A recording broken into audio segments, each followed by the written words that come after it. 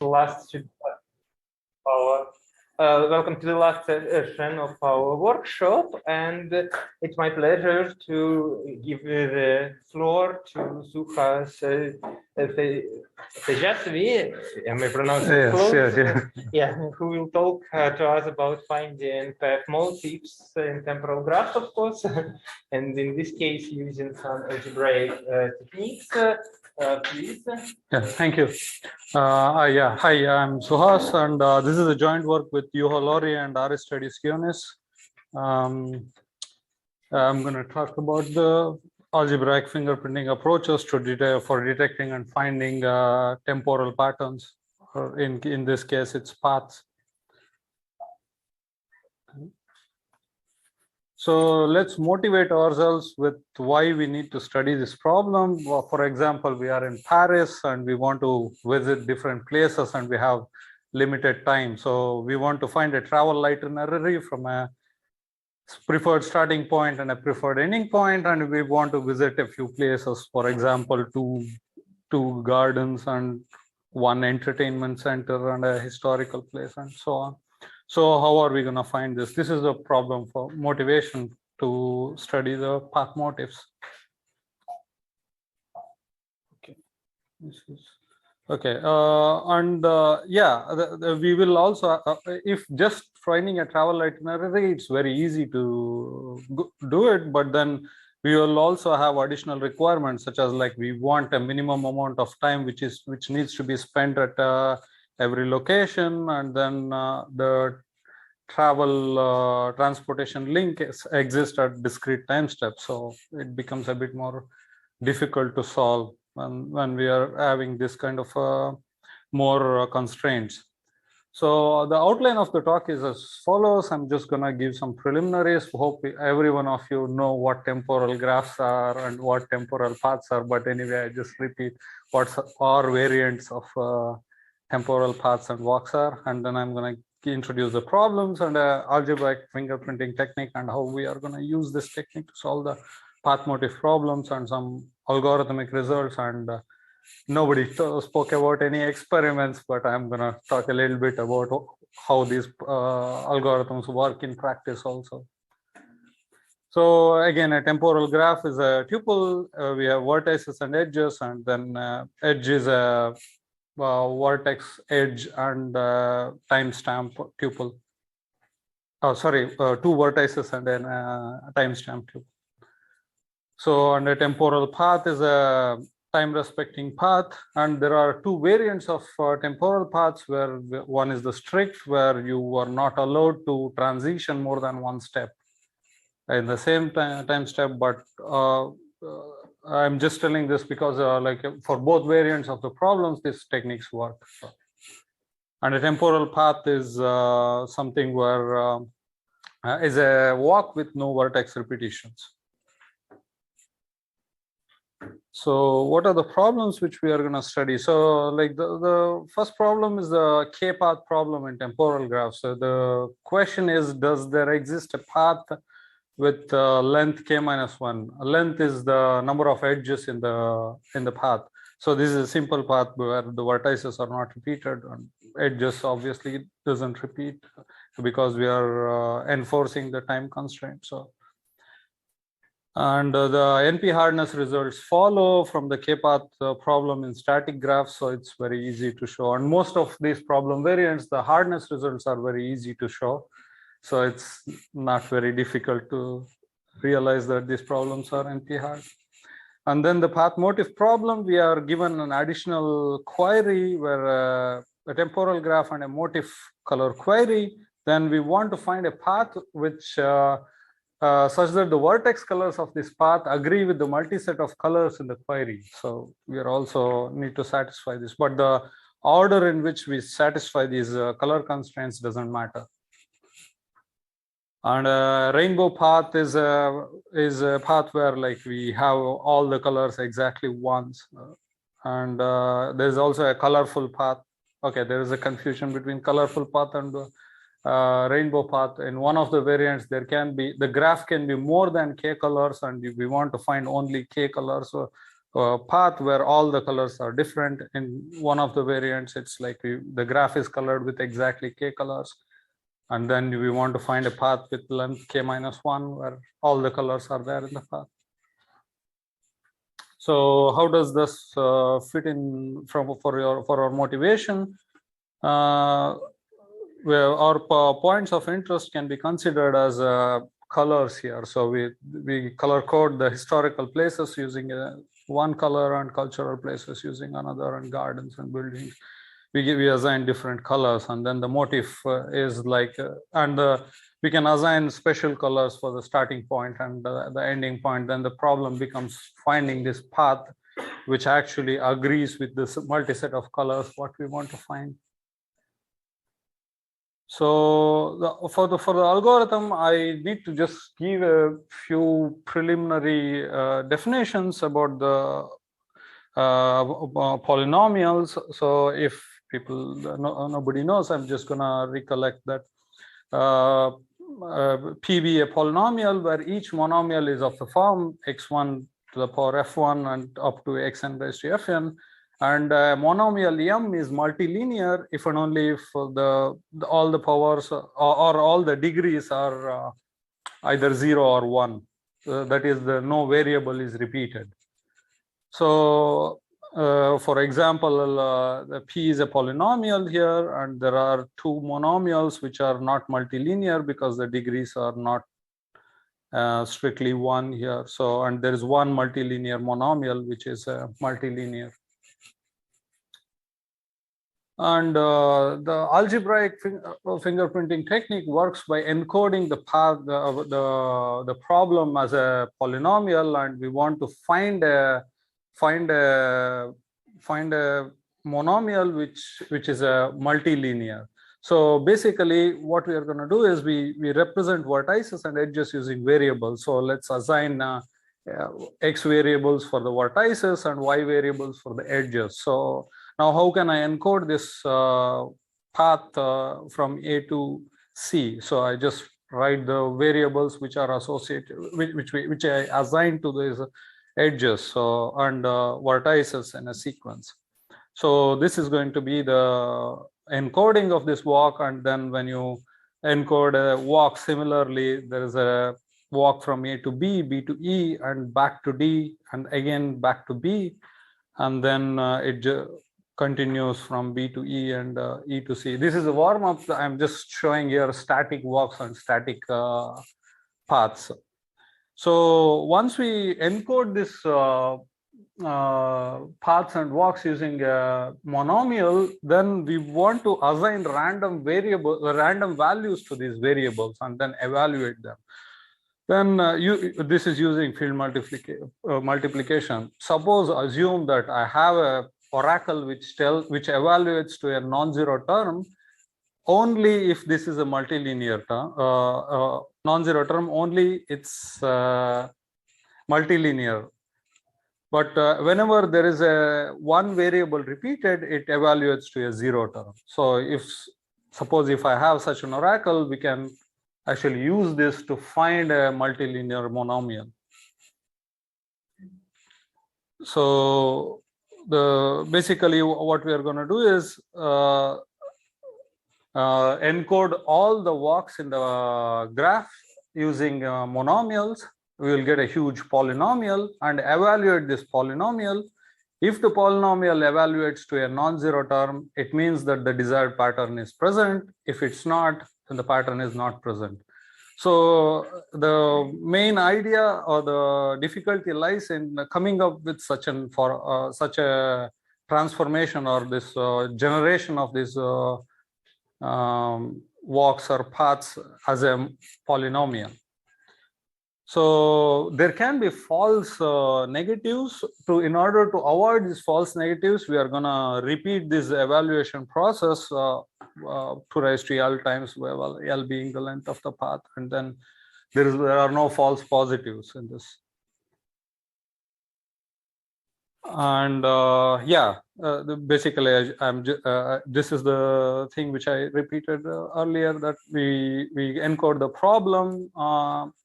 as a multilinear monomial detection problem, and then we evaluate the polynomial using random substitutions, and then and repeat the substitution for 2 raised to L times. And this is a very well-known technique, started from Ioannis Koutis and Rand Williams back in 2008 or 9, and then this has been used and reused multiple times to find faster algorithms, and theoretically they are the best known algorithms for Hamiltonian path and K path, which currently stands at 1.66 raised to n, I think, if I'm not mistaken, and also for graph motifs. And these are also best known results for the temporal graph problems such as colorful path motifs and restless paths. But these are best known results, but the tightness is there only for colorful paths and path motifs. Restless path, it's the tightness result is not there. But and yes, I'll just jump directly to the part where how we are going to generate this walks as a polynomial. Suppose, let us assume that there is an edge from these 3 vertices v2, v3, and v4 to vertex v1 at timestamp I. So, and we know already know the encoding for length L minus 1 for the adjacent vertices. Then all we need to do is move one step forward, right? Like we just go one step forward if there is an edge at timestamp I. And that encoding, it's just like the adding the vertex variable, which is xv1, and then an edge variable, and multiplying with all the polynomial of length L minus 1 corresponding to the adjacent variable. So you can do this using a dynamic program very efficiently. But then there is a term which says that if I have visited already the vertex v1 at timestamp I minus 1, then I can stay there at I also. So it's just like a dynamic programming approach where we generate this huge polynomial. But if we think about it, this polynomial is going to be huge, right? Like it's going to generate all the walks in the entire graph. So it becomes exponentially large. But the good thing about this approach is we don't need to save all of these variables or anything. You can just assign values, and only you just need to store the value of this evaluation. So it becomes polynomial space because of this nice property. And then when you look at the generating walks of length 0, it's just the variables associated to the vertices itself. And just when you go further for the length 1, it just adds 2 more variables, and you can see that there is one variable where one variable is repeated here, which corresponds to a walk which started at v2 and returned back at v2. So yes, so now all we are going to do is generating this sorry, it shouldn't be restless walks, but walks of length k minus 1 using polynomial encoding for p, and then we evaluate it using random substitutions for these variables. And similarly, I'm not going to go in detail about how we can introduce the color constraints, but this is by Berklund and Stacks 2013, and also in Algorithmic. There's a journal version where they show that you can introduce an additional variable which actually captures this color constraints also, and they called it constraint multilinear sieving, where you can where the evaluation results in a non-zero term if and only if the color constraints are satisfied. So the overview of the results are as follows. So we show that all of these problems are fixed parameter tractable except the rainbow path with respect to the size of multi-set query k or the path length, which is going to be k minus 1. So yes, and the space complexity of all of these is O of nt, so it's polynomial space. And this algorithm only gives you a decision oracle, which is going to just tell you that whether there is a solution or not, but then you need to extract this solution also. So how you can do that is divide the graph recursively and you just first divide the graph into two halves, check in the first half if there is a solution, then you just continue with the first half and recursively divide the first half of the graph, and so on. But then if it's not there, then we start looking at the second half. Using this, you can find a solution in k-log n queries, but we actually improved this to k queries in a more recent work, but using a more fine-grained evaluation scheme.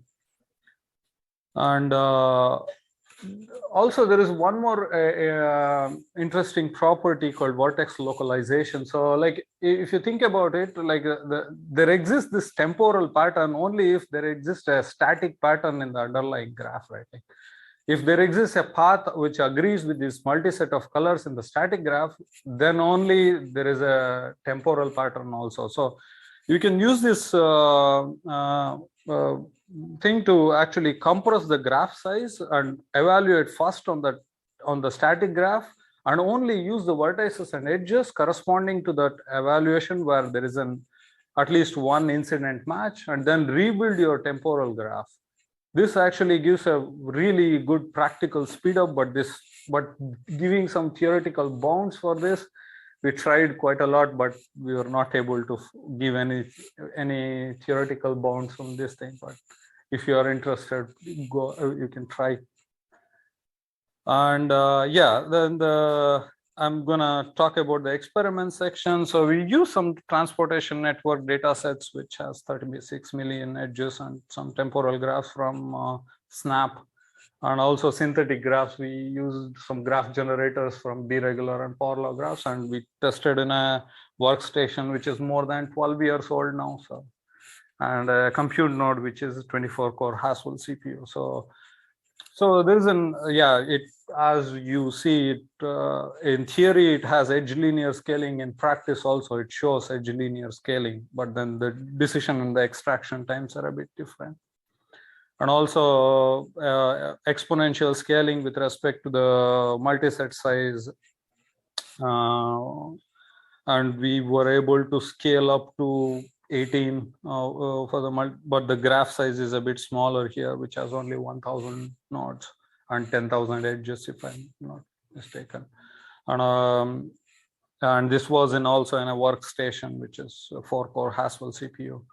And the timestamp scaling, like as we increase the timestamp, so the runtimes try to flatten. This is not because of the theoretical difference, but this is also implementation engineering, where when the graphs become denser, the CPUs are much more efficient in computing this.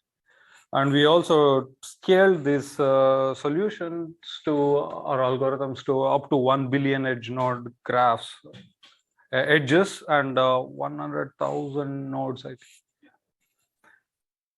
So yes, and these are some results when on the real world data sets, and we don't even need 100 seconds to solve this problem in 38 million edges graphs. And some more real world data sets, and here are the hardness and time complexity results.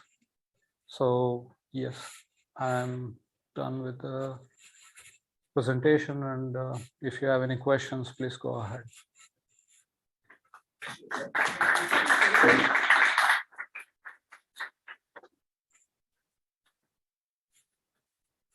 Questions? Online audience or on-site? Okay. Okay, I guess then I can ask my question first. So do I understand correctly that actually this evaluation on random set of assignments, this is actually a probabilistic algorithm? Oh yeah, this is randomized, yes. Yeah, and so as far as I understand, you need to the k because of the iterations, right? And for a single iteration, what's the probability of falsely deciding? It's 2k minus 1 over 2 raised to b, where b is the field variable size which you are going to choose, the number of bits in the yeah. Wait, the number of bits. Number of bits in the not the number of elements. Number of elements, yes, yeah. Yeah. Okay, thank you. Any other questions? Let me see the chat.